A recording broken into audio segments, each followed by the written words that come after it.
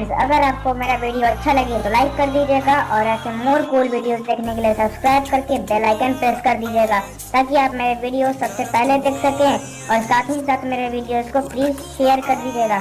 तो चलिए हम अपना वीडियो शुरू करते हैं। लाइक और सब्सक्राइब जरूर कर दीजिएगा।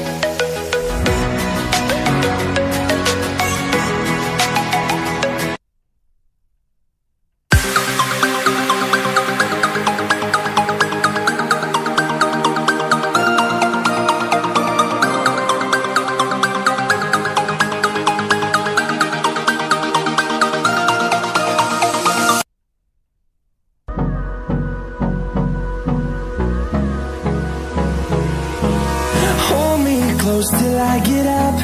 Time is barely on our side. I don't wanna waste what's left.